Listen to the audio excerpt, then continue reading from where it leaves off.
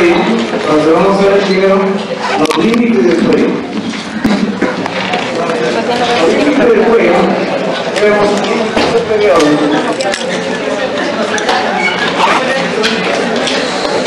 Aquí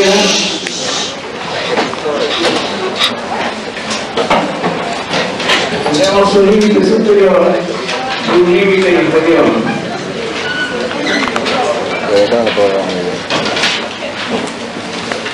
El límite superior, en la parte media, aquí tenemos a la sínfisis meltoniana. Entonces aquí, la sínfisis meltoniana. Seguimos hacia afuera. Sí, seguimos en el límite superior. Aquí tenemos el borde inferior del cuerpo de la mandíbula. Este es el cuerpo de la mandíbula, donde tenemos el borde inferior del cuerpo de la mandíbula. Seguimos lateralizando en el límite superior y tenemos el ángulo de la mandíbula. Ángulo de la mandíbula. A este nivel existe un punto imaginario que se llama, ¿cómo se llama? El gonio. El gonio no es una estructura anatómica, es un punto imaginario, ¿no es cierto? Un punto de referencia. De aquí trazamos una línea imaginaria hacia la apófisis mastoides. Es una línea imaginaria, ¿no?, hacia la apófisis mastoides. Luego tenemos el borde posterior de la apófisis mastoides, ¿no?, y continúa con la línea curva occipital superior. Entonces, y termina en una prominencia que se llama protuberancia occipital externa. Entonces, los elementos que delimitan al cuello en la parte superior, en la sínfisis meltoniana, el borde inferior del cuerpo de la mandíbula, el ángulo de la mandíbula, una línea imaginaria del ángulo a la apófisis mastoides, el borde posterior de la apófisis mastoides, ¿no?, fíjense todo eso, la apófisis mastoides, la línea curva occipital superior y termina en la protuberancia occipital externa. Eso continúa hacia el lado opuesto, ese límite superior. El límite inferior es la horquilla del esternón, que viene a ser el borde superior del mango del esternón. Entonces aquí tenemos el mango del esternón, su borde superior es la horquilla del esternón. El otro punto, el otro límite, más lateralmente, la cara superior de la clavícula. La clavícula, pero su cara superior. Más lateralmente tenemos el acronio. El acronio. Y de aquí, a partir del acronio, trazamos una línea. Trazamos una línea hacia la parte posterior hasta encontrarnos con la apófisis espinosa de la séptima vértebra cervical. La séptima vértebra cervical, la apófisis espinosa. De esa forma delimitamos la parte inferior o el límite inferior de la región del cuello. En algunos libros van a encontrar esa porción del límite superior, lo transfieren hasta el borde posterior de la rama de la mandíbula, y de aquí hasta el arco cigomal. Pero aquí estamos incluyendo una región, esta región es la región parotidia. Esta viene a ser la región parotidia. En el pulso, esta región parotidia no se incluye dentro del cuello. Esta región está dentro de la cabeza. Entonces nuestro límite inferior, en este nivel, en la línea imaginaria, desde el ángulo de la mandíbula hasta la apófisis mastoides. Y tenemos entonces los límites del cuello. Pero son los límites profundos, ¿no? Esto yo lo puedo palpar. ¿Cuál es pero estos son los límites superficiales. ¿Cuál es el límite profundo? ¿Cuál es el límite profundo en la parte inferior? Entonces el límite profundo en la parte inferior, trazamos un plano imaginario desde el disco intervertebral de C7 y T1, trazamos un plano imaginario que llega a la horquilla del esternón. Entonces, el borde superior de la horquilla, es uno de los puntos, y el otro es el disco intervertebral entre C7 y T1. Y trazo un plano imaginario, no una línea, un plano. Ese sería el límite inferior profundo. Casi coincide con la primera costilla. Con la primera costilla. En la parte, ¿cuál es el límite profundo? En la parte superior. Entonces, aquí tenemos que considerar la presencia de la columna vertebral. Pues con esto sea la columna vertebral, la proyección de la columna vertebral. Entonces, ¿cuál es el límite profundo en la parte posterior? El límite profundo en la parte posterior es la base del cráneo, donde aquí estaría la base del cráneo. Pero por detrás de la columna vertebral llega hasta la base del cráneo, que viene a ser la cara inferior del hueso occipital, ¿no? Y el límite profundo en esa porción inferior, en la parte superior, no tenemos un elemento de referencia como para indicar, ¿no?, un plano anatómico definido. Aquí podríamos considerar, hay un músculo que se llama el músculo microiodeo.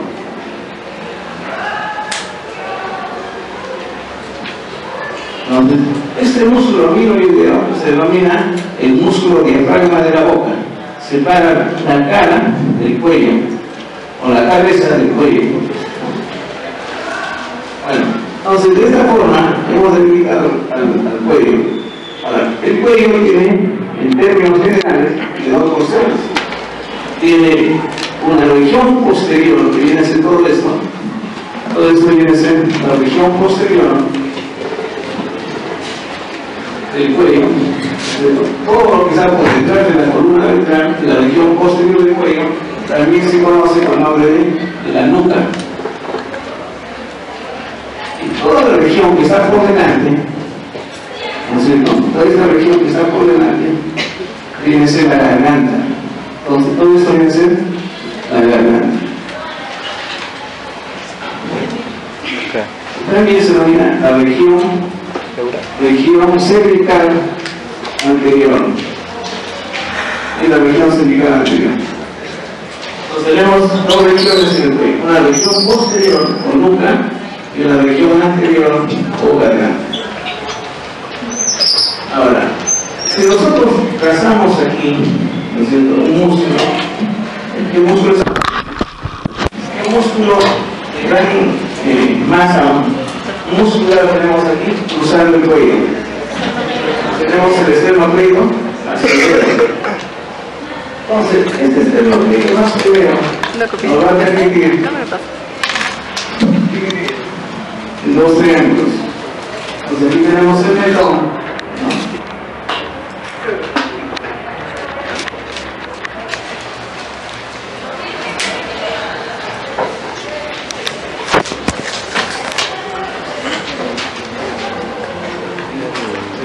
Entonces, el músculo esternocleido más severo nos va a dividir al cuello, a esta región, en dos porciones. Entonces, el músculo tiene aquí 4 fascículos discentes. Tiene 2 fascículos, un fascículo external y un fascículo clavicular. Entonces, la presencia de este músculo y la presencia de este otro músculo, ¿cómo se llama este? El trapecio, ¿no es cierto? Estos dos músculos nos van a separar en dos triángulos. Tenemos este triángulo, se llama el triángulo lateral del cuello, ¿no es cierto? ¿Quiénes definirían el triángulo lateral? ¿Quién identifica el triángulo lateral? El borde posterior del esternocleido masculino, el borde anterior del trapecio y el tercio medio tercio medio del cuello. Aquí tenemos entonces el triángulo lateral. Por delante tenemos aquí el triángulo anterior del cuello. ¿Quién determina el triángulo anterior? El borde anterior del esternocleidomastoideo, el borde inferior de la mandíbula y la línea media del cuello. Eso debería ser la línea media del cuello. Y tenemos este esternocleidomastoideo, está dividido en dos triángulos, un triángulo lateral y un triángulo anterior.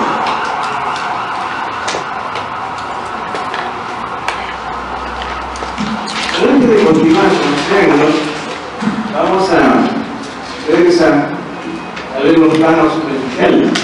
Entonces, el plano anatómico, el plano de disección más superficial de la piel, ¿no? Entonces, haremos una sección transversal del cuello. Nosotros dibujamos ahí el cuello, desde una sección, tenemos aquí el cuerpo vertebral, la apófisis transversa hasta la apófisis espinosa, ¿no?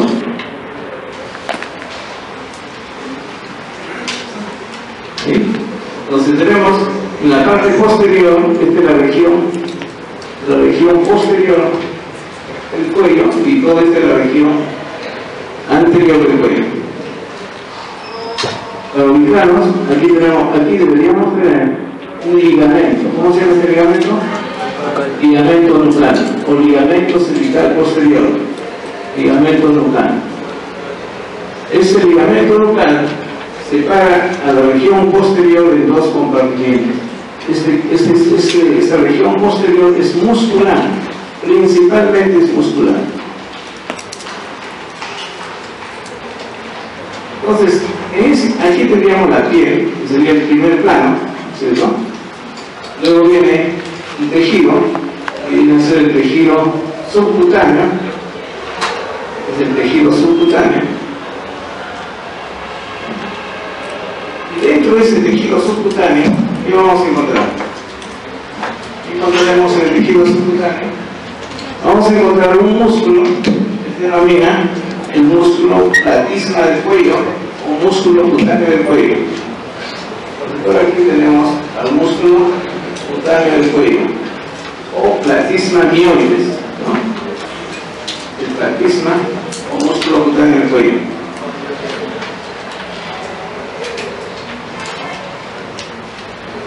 En este mismo plano, estamos hablando del tejido subcutáneo. Entonces, el primer plano es piel, el segundo, tejido subcutáneo, en el cual se encuentra el platisma. Vamos a encontrar aquí también unas venas superficiales. ¿Cuáles son las venas superficiales en el cuello? Equivalente a las apenas, a las basílicas, ¿no? Aquí tendríamos las venas yugulares anteriores. Venas yugulares anteriores. Lateralmente, en un plano profundo al platisma, vamos a encontrar las venas, la vena yugular externa. Entonces, dos venas. En este mismo plano, ¿qué vamos a encontrar? Los nervios. ¿Qué nervios encontraremos aquí? Los nervios que forman el plexo cervical superficial, ¿cierto? Entonces, en términos generales, el plexo cervical superficial. Pero sus ramas largas, solo las ramas largas. Y las ramas largas son ramas sensitivas. Son ramas sensitivas. Entonces, en este dibujo vamos a ubicar dónde está el plexo cervical superficial. Entonces, para ubicar el plexo cervical superficial, la emergencia del plexo cervical superficial, tenemos que tomar el punto medio del borde posterior del esternocleidomastoideo y alrededor de este punto, un área de 1 centímetro. En esta área, o por esta área, va a emerger la rama ramas largas del plexo cervical superficial. ¿Qué ramas tenemos? Una rama que sigue al borde posterior del esternocleidomastoideo, a veces está un poco oculto. ¿Cómo se llama ese nervio? Y la rama occipital, ¿no? Después tenemos de esta área una rama que cruza al esternocleidomastoideo y se dirige hacia el pabellón auricular. ¿Cómo se llama este nervio? Este nervio auricular mayor. Esta es la rama o nervio occipital menor. Este es el nervio auricular mayor. Luego, de esta área sale una rama que cruza el esternocleidomastoideo por fuera, viene de la profundidad, se acerca cerca de la línea media, tiene una rama ascendente y una rama descendente. Este es el nervio cervical transverso. Nervio cervical transverso.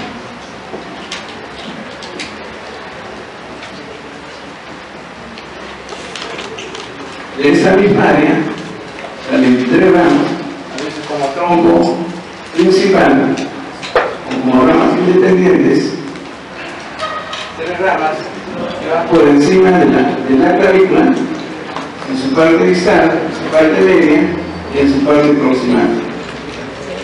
Estos son los nervios supraclaviculares. Nervios supraclaviculares. Entonces, eso tiene nombres: supraclavicular anterior, medio y posterior. Anterior, medio y posterior. Al posterior se denomina también, como se acerca al acronio, supraacromial.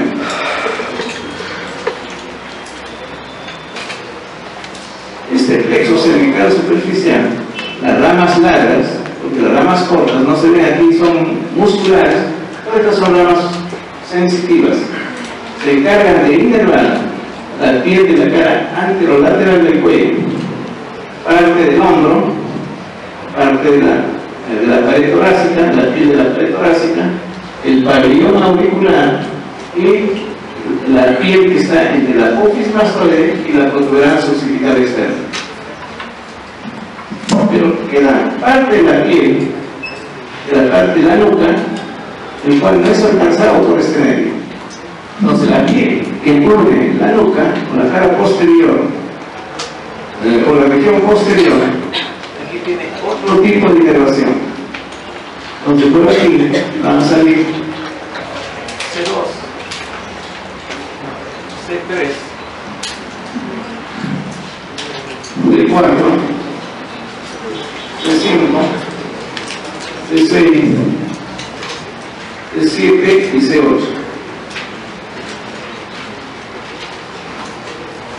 Entonces, si le preguntan, inervación de la piel del cuello, la inervación de la piel de la cara anterolateral está dados por el plexo cervical superficial, las ramas largas del plexo cervical superficial. ¿Cuál es?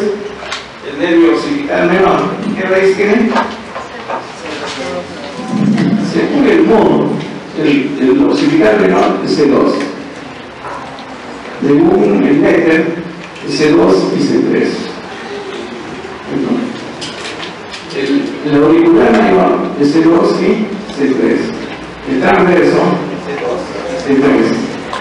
Los supraclaviculares simplemente le agrego uno más, C3 y C4, todos los supraclaviculares.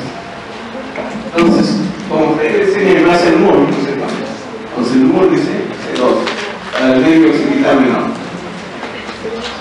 Pero esta es una inervación sensitiva en base a qué ramas. Los plexos en base a qué nervios están dados.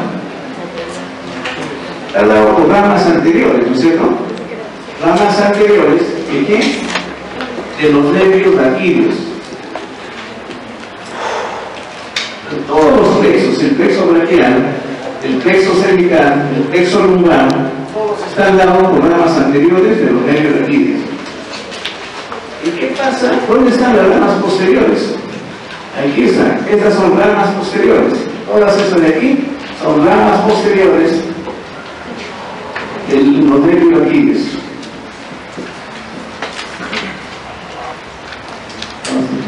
Aquí rama posterior de C2, C3, C4, C5, C6, C7 y C8.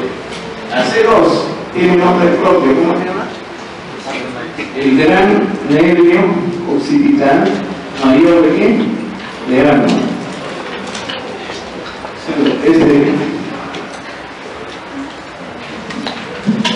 Entonces, el primer plano anatòmico de la piel, hemos generado los límites, la inervación de esa piel, vamos a enseñar, y seguimos en el segundo plano. Estamos en el tejido subcutáneo. ¿Qué más encontramos aparte de los nervios? Las venas, ¿cierto? Entonces vamos a hablar de las venas superficiales. A las venas yugulares, anterior y vena yugular externa.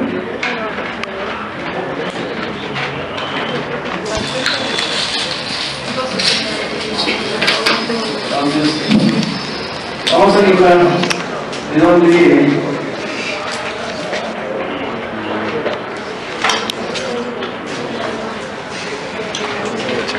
Perdido.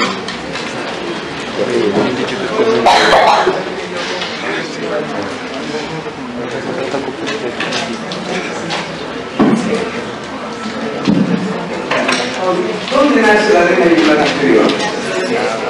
La vena yugular anterior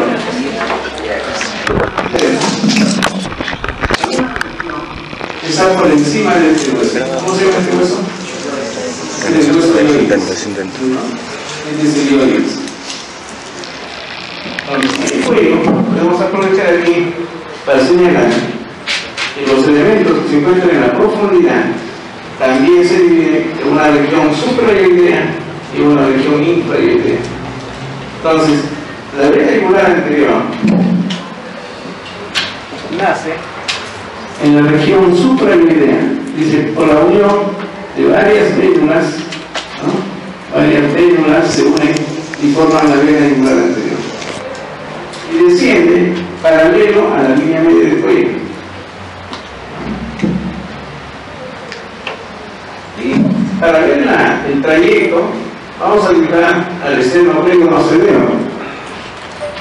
Aquí está el esternocleidomastoideo. Para ver la relación con esta vena.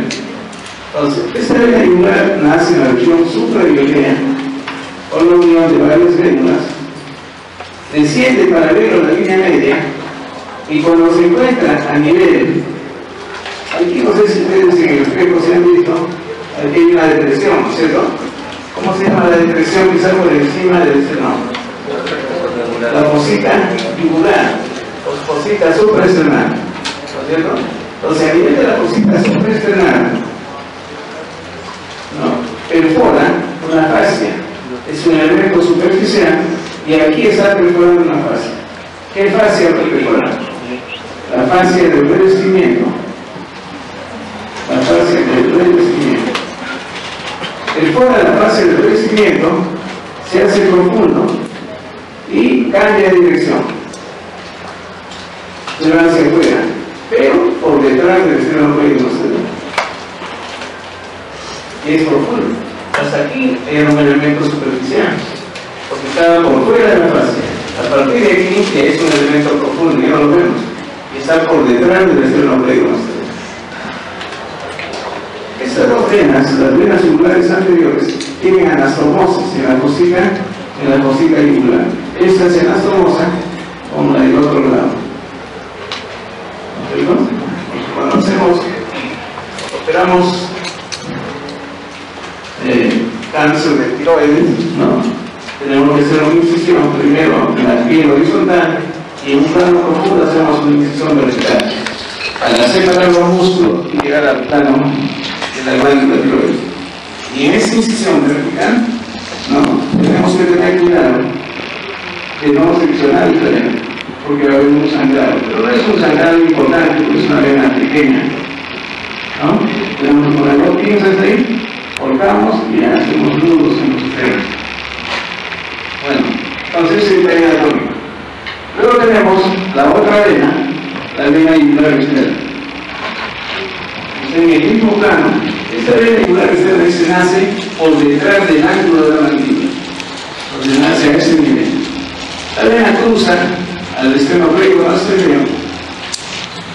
Aquí es un elemento superficial, una vena de mayor calibre, y luego perfora la fascia del revestimiento y se hace profunda. Esa vena, la vena yugular externa, luego de perforar, va a desembocar en una vena de mayor calibre. ¿Qué vena estará por acá? De mayor calibre. La vena subclavia. Desemboca en la vena subclavia. Esta vena, la vena yugular anterior, puede desembocar, la vena varía, puede desembocar en la vena yugular externa o puede desembocar en la vena subclavia. Relaciones de la vena yugular externa. Primero, ¿de dónde nace? ¿Quién origina la vena yugular externa? La vena yugular externa se nace o se origina por la unión de una vena auricular posterior, vena auricular posterior, y una vena que viene por detrás de la mandíbula, se llama la vena retromandibular. Es la vena retromandibular, o una de los componentes de la vena retromandibular, la rama posterior. Esta vena retromandibular se une con la vena auricular posterior y da inicio por detrás del ángulo de la mandíbula a la vena yugular externa. Otra relación importante de esta vena es que va a acompañar al nervio que se dirige al pabellón auricular. ¿Cómo se llama? ¿Qué nervio es este? El nervio auricular mayor. Nervio auricular mayor.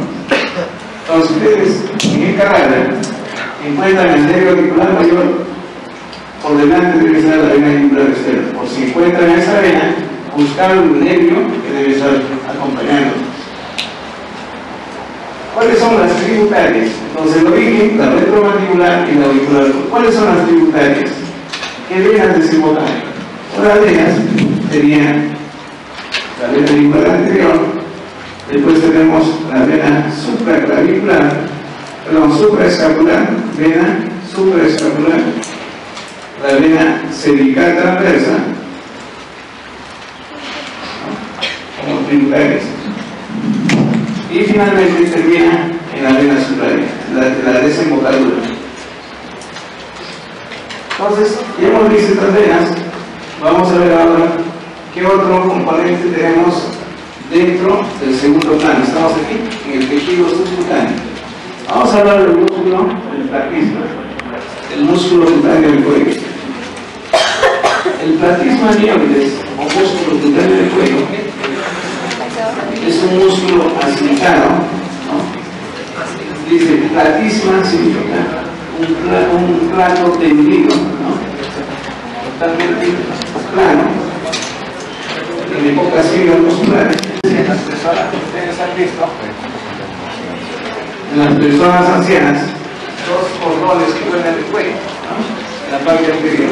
Ese es el borde anterior del platisma. Entonces hay cirugía plástica para mejorar eso. Vamos a ver aquí. Tenemos. ¿Dónde se inserta el platisma?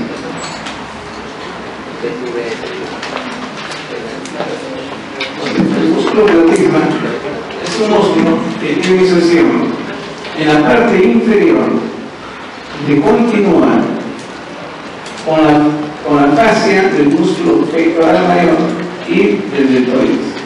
En la parte inferior hay una continuidad con la fascia del músculo deltoides, que está por aquí, y del pectoral mayor. Deltoides, del pectoral mayor. Este músculo, a medida que va ascendiendo, se va acercando a la línea media, de cerca de la línea media.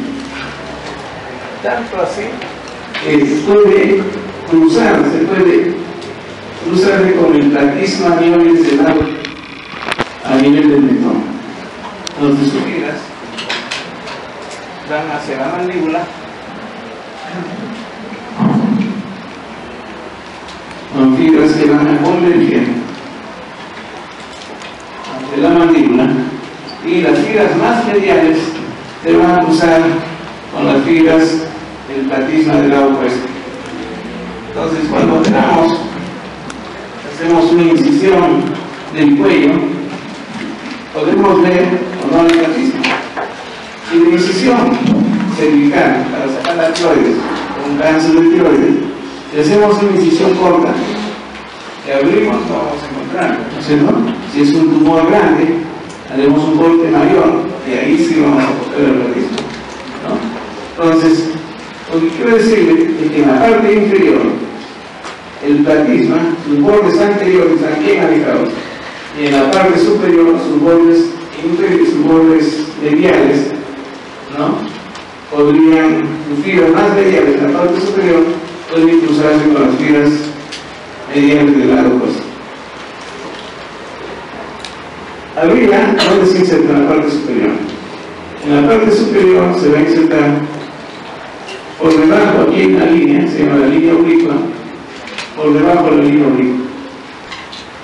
Y algunas fibras continúan hacia arriba, y aquí nos encontramos con un músculo que se llama el orbicular de los labios.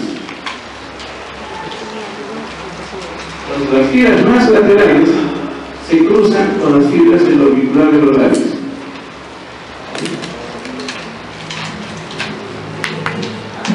Entonces, cuando este músculo se contrae, ¿qué va a pasar con la comisura labial? ¿Qué pasaría? La comisura es este ángulo. La comisura labial es este espacio se llama hendidura labial y el ángulo se llama comisura labial. ¿Qué pasaría con la comisura si estas fibras se contraen? ¿Qué pasaría? Decíamos, ¿no? Expresión, ¿no es cierto? Es una expresión de tristeza. Se llama el músculo de la tristeza. Este músculo es un músculo de la expresión facial. Es un músculo de la expresión facial que está en el cuello. Todos los músculos están atrás, están en el cuello. Este es un músculo de la expresión facial. ¿Quién lo ve de verdad? El nervio facial. La inervación de este músculo está el nervio facial. ¿Qué rama del facial? Entonces, el nervio facial tiene, como hermano, tiene 5 ramas. Una de las ramas se llama la rama cervical. Entonces, la rama cervical del nervio facial. El nervio facial sale de un agujero, se llama el agujero, este es la apófisis tiroides y este es la apófisis mastoides. Sale de este agujero, estilo mastoideo. Es como tronco, sale. ¿No? Y este tronco, el nervio facial, tiene 2 troncos, temporofacial y cervicofacial, ¿no? Y esta rama cervicofacial tiene 2 ramas, una la mectoniana o mandibular y otra rama cervical. Entonces, esta es la rama cervical, esta es la rama mectoniana o mandibular, ¿no? La rama mandibular y la rama cervical. Entonces, si le preguntan, ¿quién inerva al platisma? La rama cervical del nervio facial. ¿Qué número es el nervio facial? El número de paro craneal. El nervio facial es el número 7. ¿Alguien explica así o lo escribimos así? ¿Cómo escribimos?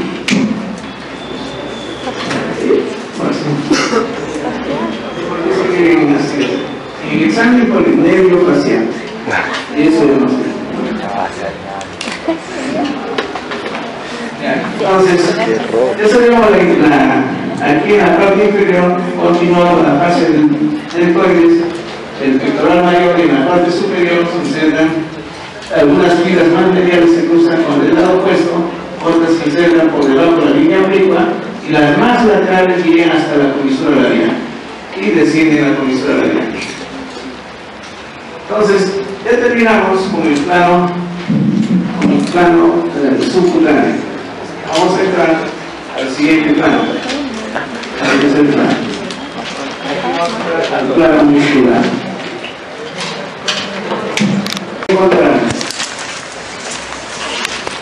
Primero tenemos la fascia que cubre el músculo, donde tendremos al músculo, al esternocleidomastoideo,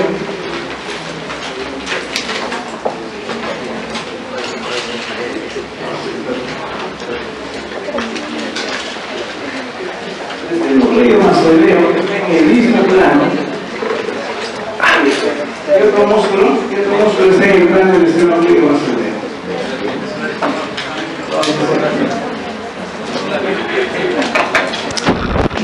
Entonces,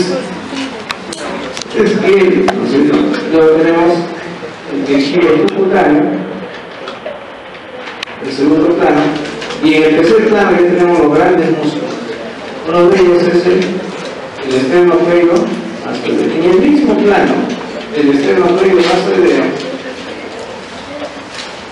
tenemos al trapecio. El trapecio está por aquí, ¿no? Y viene desde aquí. Todo es el trapecio.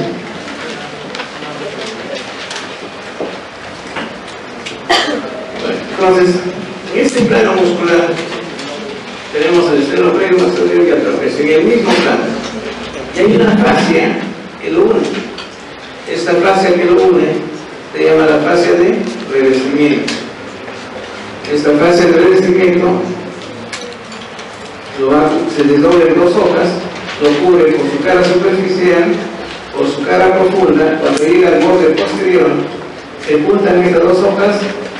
Luego, cuando encuentra el músculo trapecio, se va a desdoblar en dos hojas y lo cubre por su cara profunda y por su cara superficial.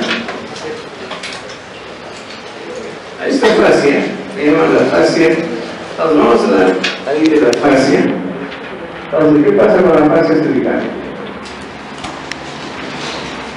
Entre la fascia cervical se divide en dos.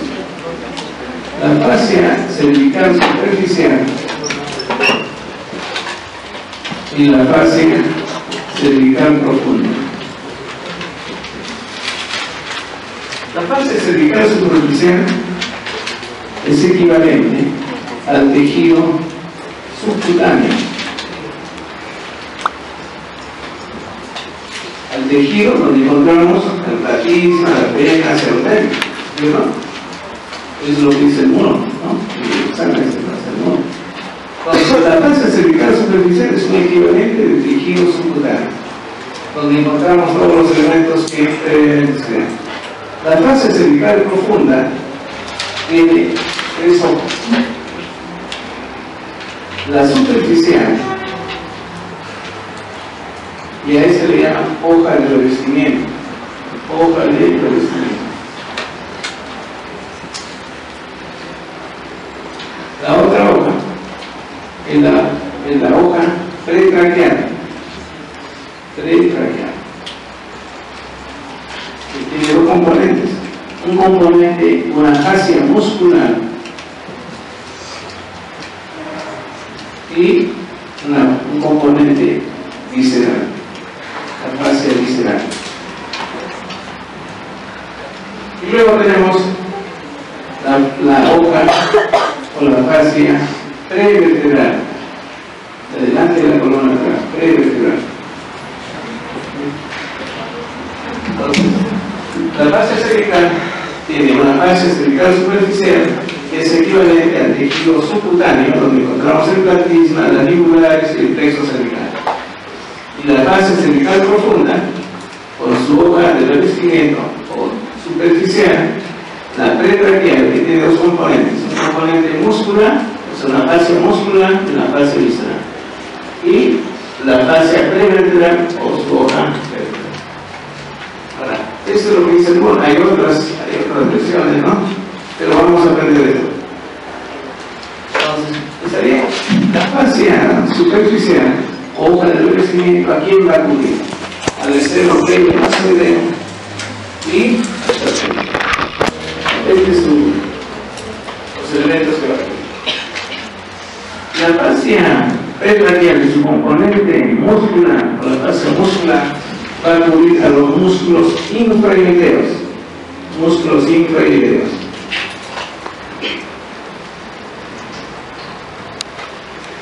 ¿Quiénes son los músculos infraíleos?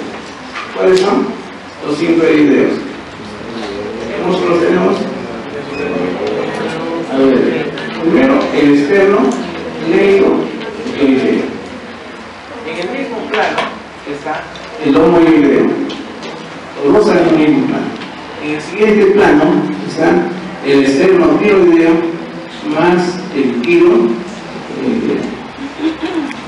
Entonces, a esos músculos, cuando decimos esta fascia muscular viene en la pretraquial, cubre los infraíleos, nos referimos a estos cuatro músculos. Y la fascia componente visceral se encarga de cubrir a la laringe, a la tráquea,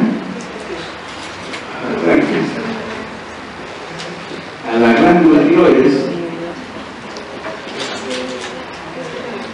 y por detrás a la faringe.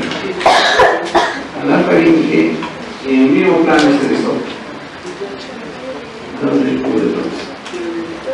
Y la fascia preventral cubre los músculos que están delante de la columna vertebral. Esto es para los músculos que están por delante de la columna vertebral. ¿Qué músculos ahí tenemos? El largo del cuello, el largo del cuello,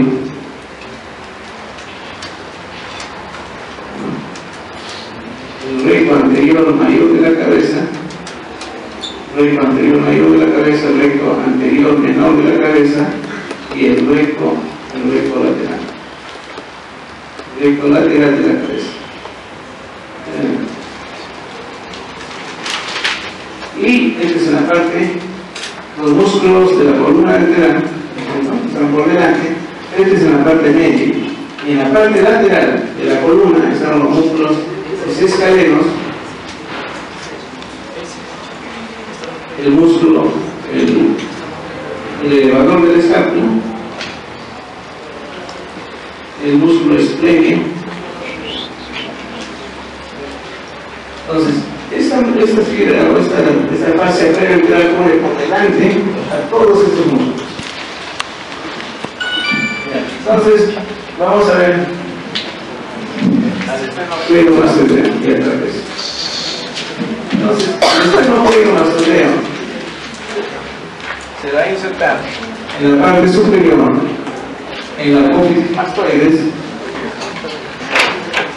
pero en la cara superficial de la apófisis mastoides. En la cara superficial de la apófisis mastoides se inserta en el tercio lateral de la línea curva occipital superior. Porque en el tercio lateral está el trapecio. Aquí está el trapecio. Entonces, aquí estaría en el tercio lateral, está el esternocleido masodeo. Entonces tiene inserción aquí en la línea curva occipital superior, en el tercio lateral y en la cara externa de la apófisis mastoides.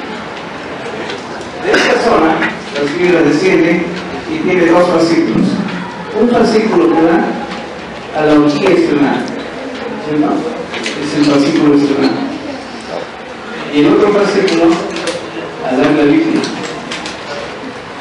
porque tiene dos fascículos. Este músculo está por detrás del taquisma. Tenemos que levantar el taquisma, todo el plexo cervical, la vena yugular externa, y en un plano más profundo recién encontramos al esternocleido masodeo. ¿Quién primero al esternocleido masodeo? ¿Quién lo va a llevar? El nervio espinal. ¿Qué número de falta también? El séptimo del nervio, ¿cómo se llama? Nervio facial. Este es el número 11. En algunos libros se llama como nervio accesorio. Entonces, inervación del esternocleido masodeo, el nervio espinal. El 11º nervio craneal. ¿Cuál es la función? ¿Qué función tiene este músculo? ¿Qué dice? ¿Será extensor será extensor o flexor. Dice, si se mueven los dos esternocleidomastoideos de ambos lados, pero sus filas anteriores, las filas hacen la flexión. Si se contraen las filas posteriores, ¿no es cierto?, el fascículo clavicular, que lo tiene de la línea curva, produce la extensión. Entonces, el esternocleidomastoideo tiene doble función. Es flexor, ¿no es cierto?, y extensor. Pero esto es si se contraen los dos esternocleidomastoideos de ambos lados. ¿Qué pasa si se contrae solo de un lado? ¿Qué pasaría? Entonces, si los dos esternocleidomastoideos se contraen. Ahora, si solo un esternocleidomastoideo, ¿qué función tendría? ¿Qué haría? Si se contrae de un solo lado, ¿qué pasaría? Inicialmente, ¿qué va a hacer? Lateraliza la derecha, haciendo de que el pabellón auricular choque en el hombro. Una función es lateraliza la cabeza. Pero ¿qué pasa si sigue contrayéndose el músculo? ¿No es cierto? Sigue contrayéndose, sigue retrayéndose el músculo. Siempre del lado derecho, que se contrae, el mentón se va a ir hacia el lado izquierdo. Se rota la cabeza. Entonces lateraliza la cabeza al mismo lado de la rotación, ¿no? Pero si continúa la contracción, rota la cabeza al lado opuesto.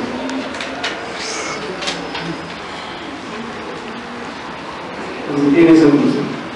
Y le pregunta, ¿qué músculo rota la cabeza al lado opuesto? El esternocleidomastoideo. ¿Algún problema? Hay pacientes que tienen la tortícolis, ¿se han escuchado? Es una contracción espasmódica, a veces por el estrés, ¿no?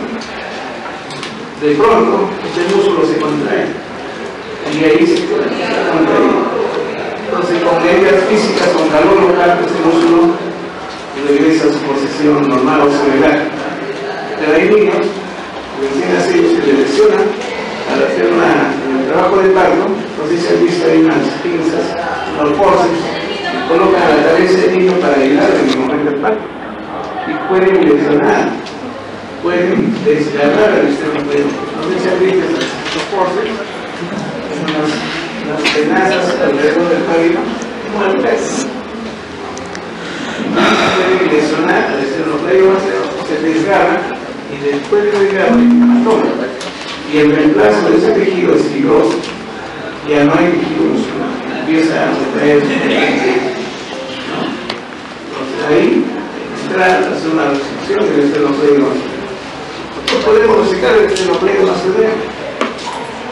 y no se ve, no hay efecto en el paciente. Cuando hay cáncer, ¿no?, de glándula tiroides con metástasis ganglionar, está pegado al músculo, vamos a resecamos, y a veces la vena yugular interna empieza a tomar, vamos a la vena yugular, ¿no?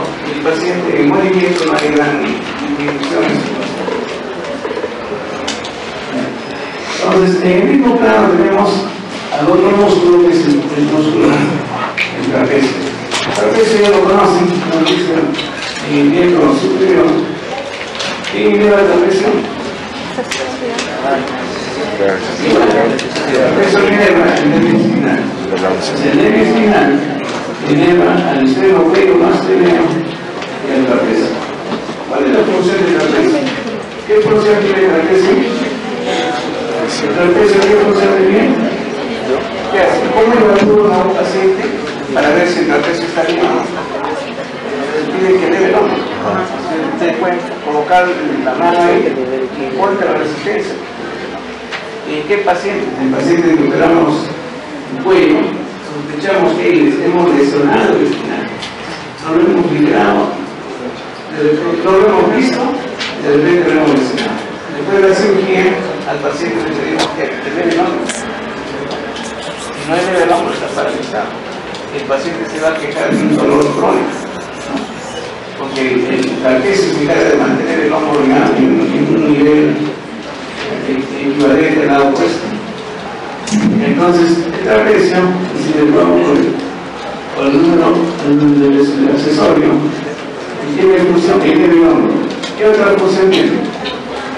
Tiene tres funciones: elevar el hombro, ¿qué más? Decir, va a decir que junta las escápulas, ¿no? Junta las escápulas, juntar las escápulas. Y la otra función es rotar la escápula, rotar la escápula. ¿Así que? Rota la escápula cuando llevan el brazo, va a ser que rote la escápula.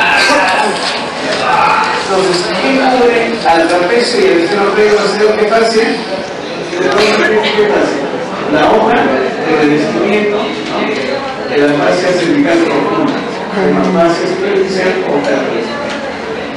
Ahora tenemos el siguiente plano, que es un plano muscular. En el siguiente plano vamos a encontrar los músculos infrayoideos. Entonces, los músculos infrayoideos, al hueso groides,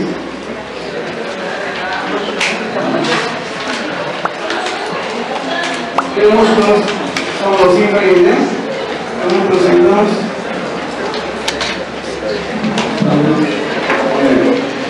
Primero, tenemos por aquí al lomo ioideo. ¿De dónde viene el lomo ioideo? ¿Dónde se encuentra el lomo ioideo? A nivel de cerca, a la escortadura coracoidea. Eso se llama el vientre inferior del lomo ioideo. Luego tiene un tendón intermedio y viene el vientre superior del lomo ioideo, el vientre superior. ¿Dónde sucede el vientre superior? En el borde inferior del cuerpo, es el cuerpo del dioides. El dioides tiene un cuerpo, tiene un cuerno mayor, un cuerno menor, o hasta mayor, hasta menor. Este mismo plano del lomo ioideo, es el lomo ioideo, es el otro músculo que se llama el esternocleidomastoideo. Aquí tenemos el esternocleidomastoideo. El esternocleidomastoideo. En inserción en el esternón y en la clavícula por detrás del esternocleidomastoideo. Entonces, en este plano, ¿no?, vamos a encontrar, ¿qué fascia encontraremos aquí? ¿Qué fascia lo va a cubrir? ¿Qué fascia lo va a cubrir? Esa fascia se inserta en el borde inferior del cuerpo de dioides, en el borde superior de los pies del esternón, ¿no?, y viene así. Viene de la línea media, aquí se abren dos hojas, en cara superficial y profunda, y luego se unen, pues, aquí se desdoblan dos hojas. Eso pasa a cualquier nivel, es simplemente un esquema.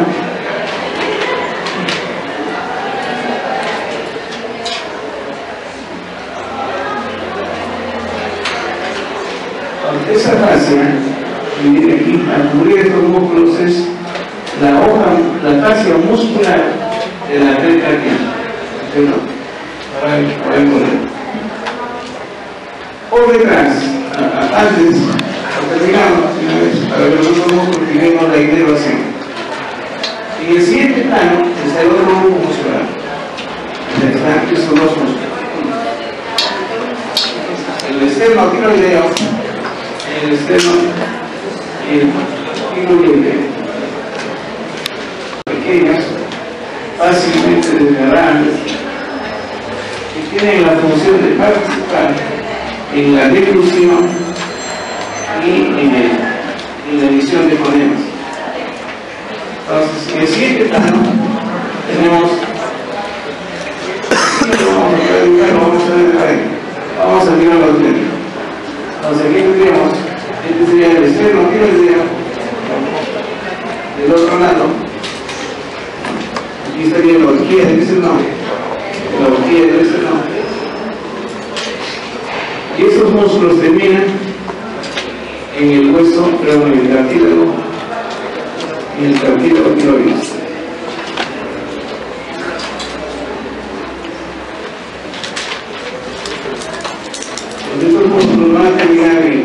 tiroides se llama en la línea oblicua del cartílago tiroides. Aquí en la línea oblicua, donde rodea el extremo tiroideo. Del borde superior de la horquilla del esternón se dirige hacia la línea oblicua del cartílago tiroides. Y el otro músculo, que es el extremo tiroideo, se inserta también por encima de esa línea oblicua y se dirige hacia arriba y hacia afuera.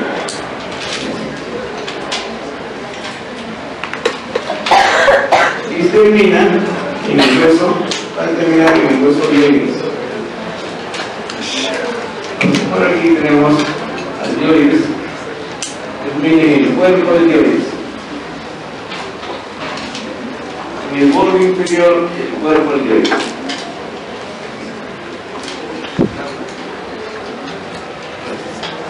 Entonces, aquí tenemos estos dos músculos que están en un mismo plano.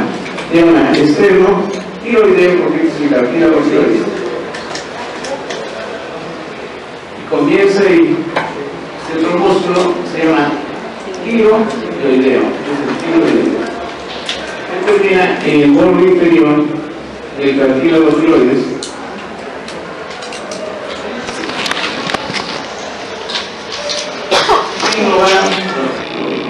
Lo cubre esta misma hoja, la hoja muscular, ¿no? ¿De qué? De la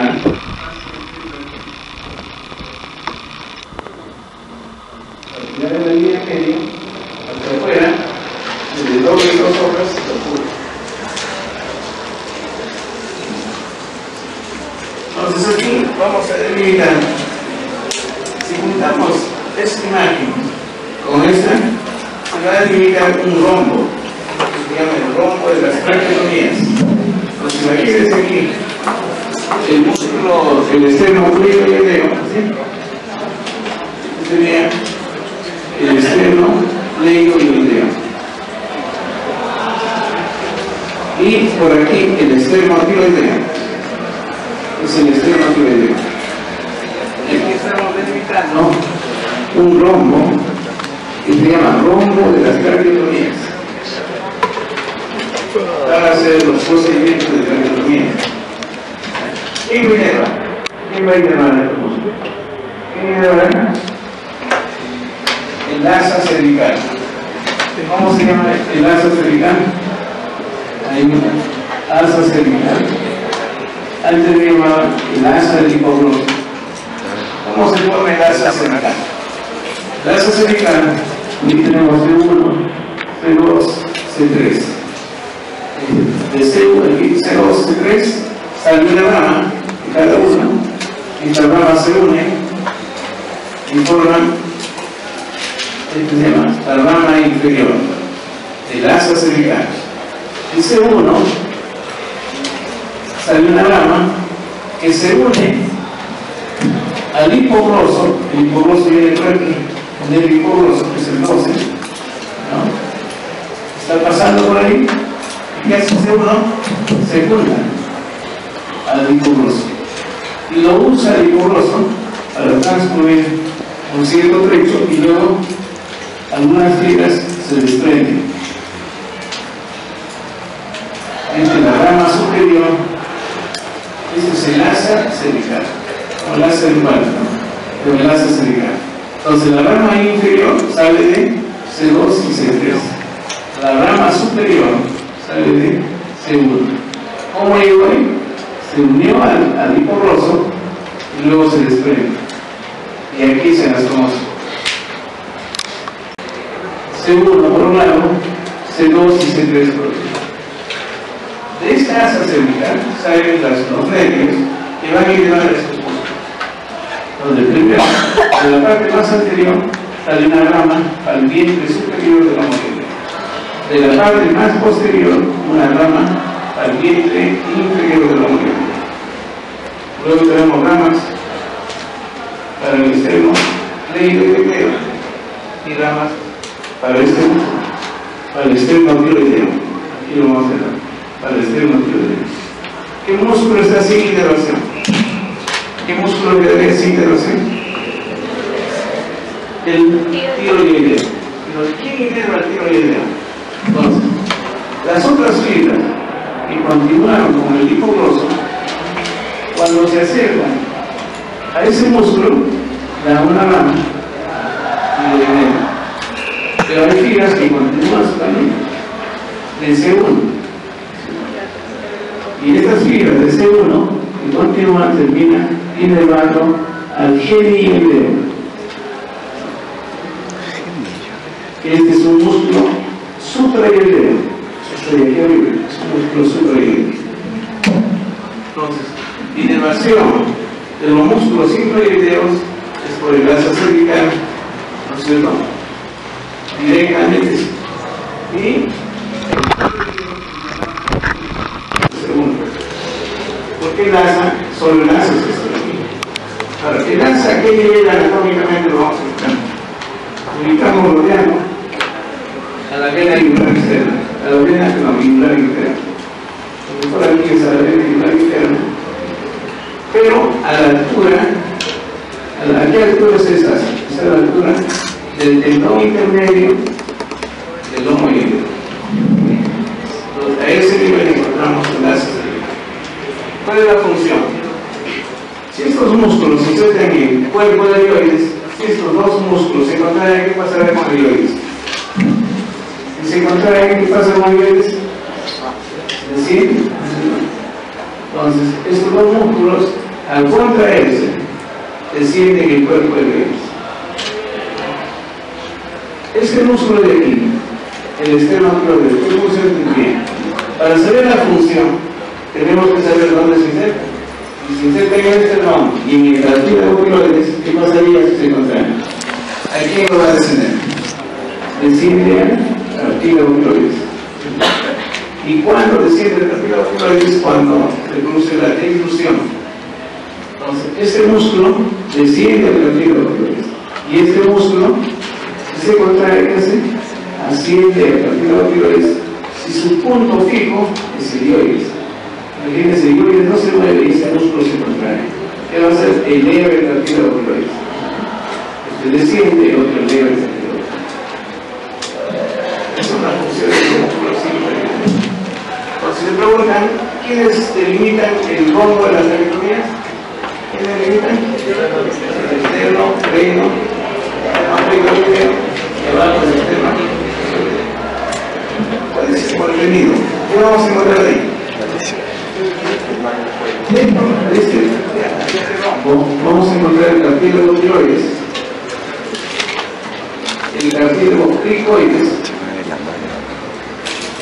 cartílago tiroides,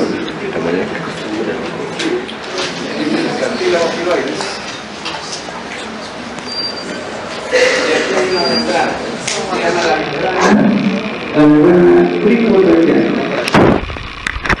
Y esta membrana, si lo hacemos la contenido del rombo,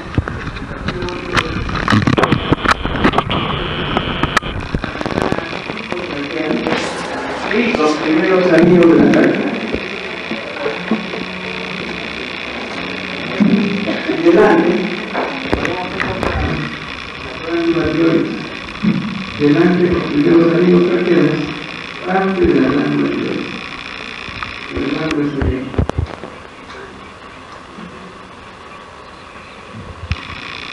Cuando hacemos traqueotomía, cuando hacemos traqueotomía, un paciente no puede respirar y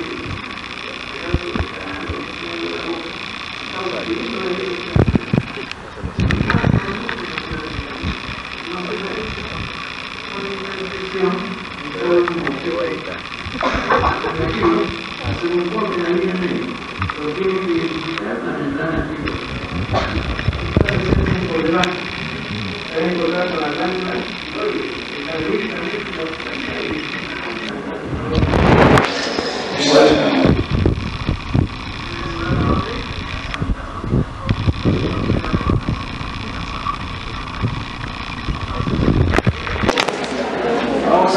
Vamos a ver los genéticos.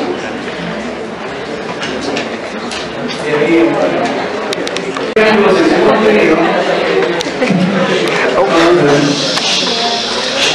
¿Qué te tuvo? Porque tiene pasito de contar con eso, ¿verdad? No. Pero mira, nosotros todavía hemos hecho.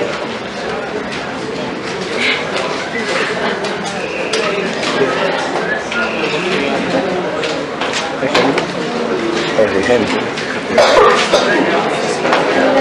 Sí, ¿no? Casa llena. Primero tenemos que llegar aquí. ¿A qué músculo? ¿A qué músculo?